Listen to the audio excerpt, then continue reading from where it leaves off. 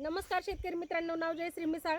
आज मी आलेले वांगी या ठिकाणी, तालुका भूम, जिल्हा धाराशिव। काही प्रोडक्ट सोपान अवतडे यांना आपण यूज करायला दिले होते शेतीसाठी, सेंद्रिय प्रोडक्ट। तर काय रिझल्ट आहे आपण त्यांच्याकडनं जाणून घेऊया। नमस्कार।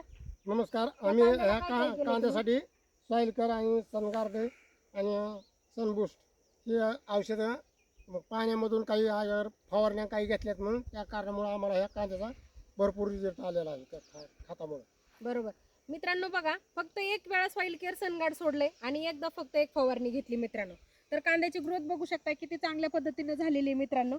जसं की त्याची म्हणजे जी काळोखी म्हणतात की एवढ्या सुंदर पद्धतीत, आज गेली 2 ते 2.5 वर्ष झालं काका सेंद्रिय शेती करतात, ह्यात कुठलंही केमिकल यूज केलेलं नाहीये।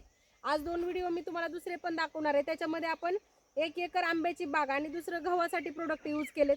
प्रत्येक इथं जेवढी ह्यांची 8-10 एकर शेती आहे, प्रॉपर सगळी काही सेंद्रिय शेती केलेली आहे मित्रांनो।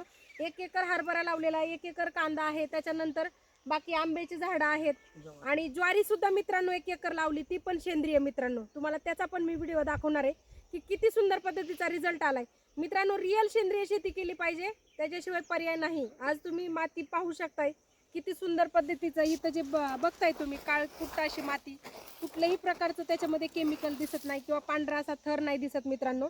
तर त्याच्यासाठी सेंद्रिय शेती केली पाहिजे। उत्पादनामध्ये 100% मी म्हणते, पहिल्या वर्षी नाही वाढ होणार, दुसऱ्या नाही, पण तिसऱ्या वर्षी 100% तुमच्या उत्पादनामध्ये 3-4% वाढ होईल मित्रांनो। तर मला एवढं सांगायचंय तुम्हाला की सेंद्रिय शेती प्रत्येकाने केली पाहिजे, कारण काळाची गरज आहे आज मित्रांनो। तर तुम्ही खुश आहात का सेंद्रिय शेती करताय? तर हो, भरपूर आम्ही खुश आहेत तुम्हाला सांगतो। बरोबर। तर आज ह्यांचा मुलगा पण खूप चांगल्या ऑर्गनायझेशन मध्ये काम करतायत मित्रांनो। तर त्यांचं सुद्धा म्हणणं आहे, शिक्षण खूप जास्त झालेलं असताना सुद्धा म्हणतात ते की बाबा सेंद्रिय शेतीच केली पाहिजे, कुठल्याही वडिलांना एक केमिकलचा दाणा सुद्धा ह्याच्यात टाकून देत नाही।